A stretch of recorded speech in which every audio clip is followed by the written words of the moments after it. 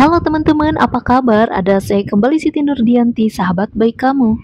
Pembahasan kali ini sangat cocok sekali untuk kamu yang mau belajar tentang Law of Attraction atau yang biasa disebut dengan LOA. Nah, sebelum kita masuk ke pembelajaran tentang Law of Attraction, ada baiknya kita harus mengerti dulu tentang pengertian gelombang otak. Apa sih gelombang otak itu? Nah, jadi gelombang otak adalah pola aktivitas listrik yang terjadi di otak manusia. Pola ini menjadi penyampai pesan antar sel syaraf pada otak, memungkinkan otak menjalankan fungsinya sebagai sistem saraf pusat.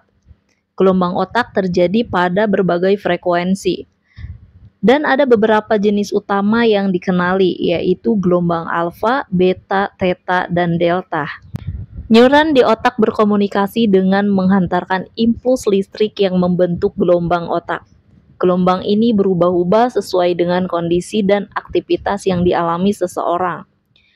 Gelombang otak memiliki peran penting dalam mengontrol setiap kegiatan manusia, mulai dari tidur hingga belajar atau bekerja. Ini dia macam-macam gelombang otak. Yang pertama, gelombang alfa. Gelombang alfa memiliki frekuensi 8-12 Hz. Mereka terlihat paling intens di daerah oksipital atau korteks visual ketika mata subjek tertutup. Gelombang ini juga dapat terekam dari daerah kulit kepala, parietal, dan frontal. Gelombang alfa menghilang saat subjek tertidur, di mana memiliki amplitudo tinggi atau tegangan 20-200 pi, sehingga mudah dibedakan pada EEG. Yang kedua, gelombang beta. Gelombang beta biasanya terjadi pada frekuensi 14-30 Hz. Karakteristiknya kecil dan cepat dan dapat dilihat pada kondisi aktivitas intelektual, fokus, dan kewaspadaan. Yang ketiga, gelombang theta. Gelombang theta mempunyai frekuensi 4-7 Hz. Mereka dapat dilihat dalam keadaan melamun atau tidur ringan. Dilihat di daerah parietal dan temporal. Yang keempat, gelombang delta. Gelombang delta memiliki frekuensi 0,5-3 Hz, serta memiliki frekuensi rendah dan amplitudo relatif tinggi. Gelombang delta terutama dapat dilihat dalam kondisi tidur nyenyak. Pada saat tidur, diperkirakan berperan dalam mentransfer pembelajaran dan penyimpanan memori jangka panjang. Cara merangsang gelombang otak yang berbeda. Yang pertama dengan meditasi.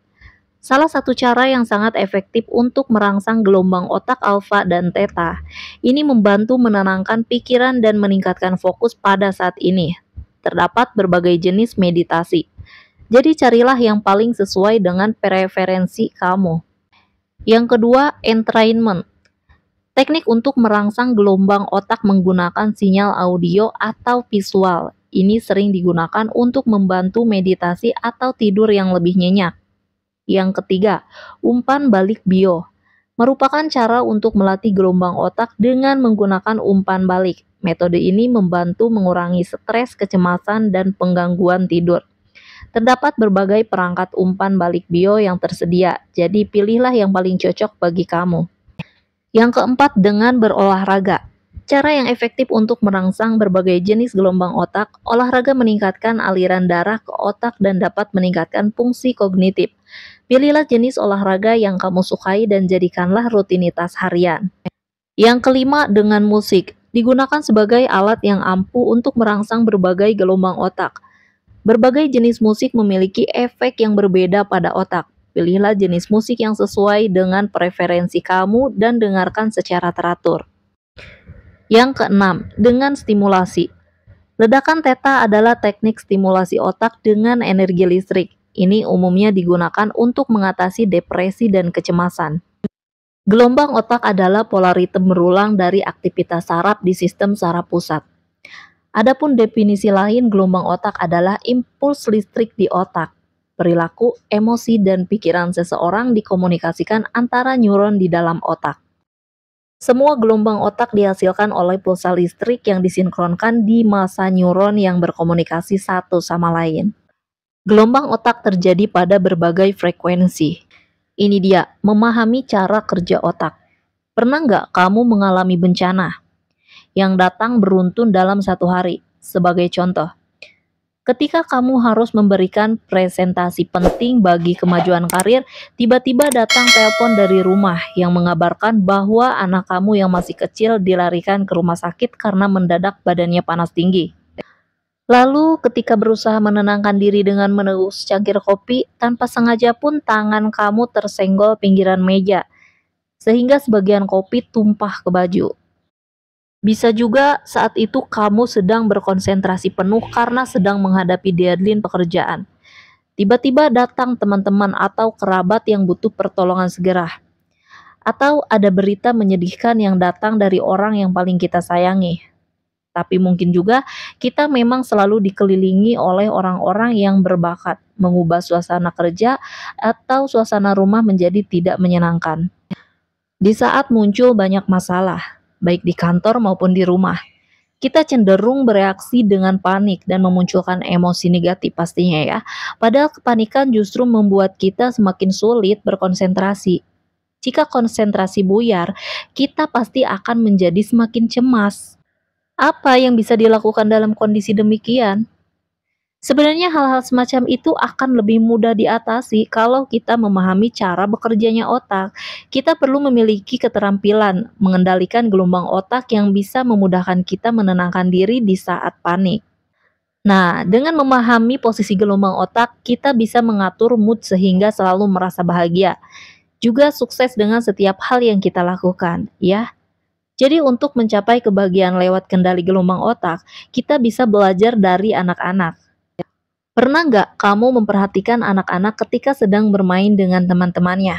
Lihatlah, betapa mudahnya mereka tertawa bahagia, meskipun mungkin baru saja saling mencakar dan sama-sama menangis. Tapi beberapa menit kemudian, mereka seolah sudah melupakan tangisan dan sudah kembali bermain bersama dengan kompaknya. Hal itu karena anak-anak masih muda menyetel gelombang otaknya memasuki frekuensi alpha theta. Frekuensi alpha theta ini normalnya kita alami ketika sedang rileks, melamun, dan berimajinasi. Berbeda dengan kondisi beta yang dominan ketika kita dalam kondisi sadar sepenuhnya dan lebih banyak menggunakan akal pikiran.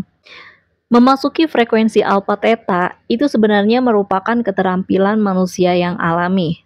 Namun, ketika mulai sekolah, kita kondisikan menyetel gelombang otak yang dominan beta.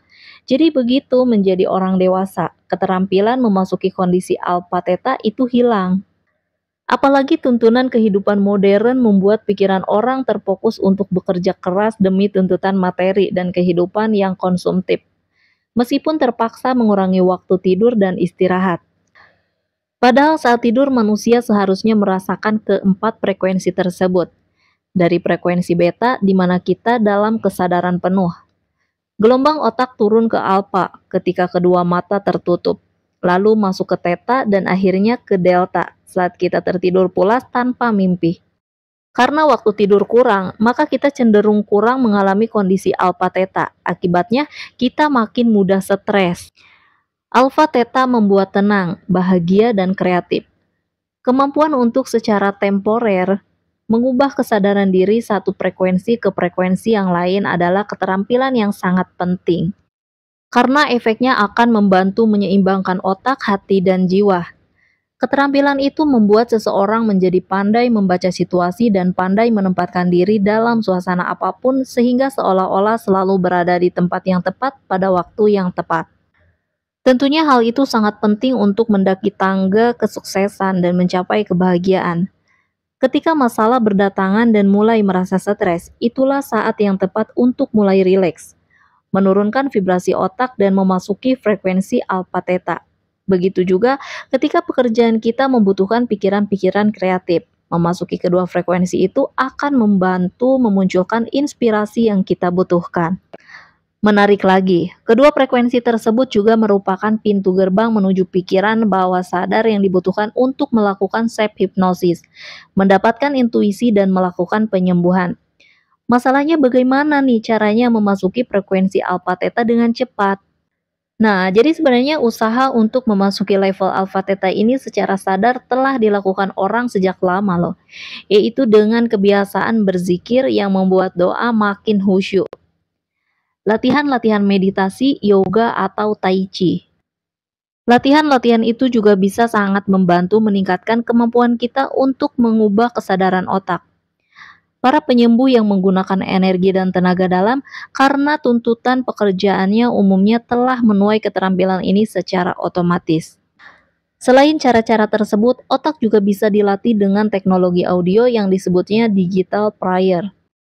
Teknologi berupa CD ini berisi bunyi-bunyian yang menimbulkan gelombang tertentu yang dengan mudah akan diterima otak. Audio ini sudah saya buatkan di video lama saya ya, jadi untuk kamu yang mau mendengarkan audionya boleh lihat-lihat di video saya yang paling bawah. Caranya yaitu dengan melakukan entertainment, yaitu istilah yang digunakan untuk melatih belahan otak kiri dan otak kanan agar mau bekerja sama dengan baik. Otak dengan tingkat kerjasama yang tinggi umumnya akan membuat orang melihat kehidupan dengan lebih objektif tanpa ketakutan dan kecemasan. Selain lebih mudah memasuki kondisi khusyuk atau rileks yang dalam, juga memiliki kemampuan memfokuskan konsentrasi yang lebih baik. Selain itu, karena kondisinya lebih sinkron dan seirama, otak akan mengeluarkan senyawa kimia penyebab rasa nyaman dan nikmat dalam jumlah besar sehingga terjadi relaksi secara alami. Nampaknya mereka yang tidak terbiasa dengan latihan-latihan meditasi, yoga, tai chi, dan lainnya, cara ini bisa membantu. Sekarang cara merekayasa gelombang otak. Kemampuan manusia ternyata sungguh hebat, termasuk juga kemampuan untuk merekayasa gelombang otaknya. Ini berarti manusia memiliki hak untuk mengatur bagaimana dia bisa bahagia, sedih, stres, dan juga mengatur otaknya agar memiliki kemampuan super. Sekian dulu pembahasan hari ini dari saya, semoga bermanfaat. Jangan lupa untuk di like, komen, dan subscribe. Dan jangan lupa juga untuk di-share link sebanyak-banyaknya ke teman-teman terdekat kalian dan ke sosial media kalian. Terima kasih. Masih ada saya, Siti Nurdianti, sahabat baik kamu. Tetaplah semangat, teruslah berbagi, dan saling menyayangi. Bye-bye.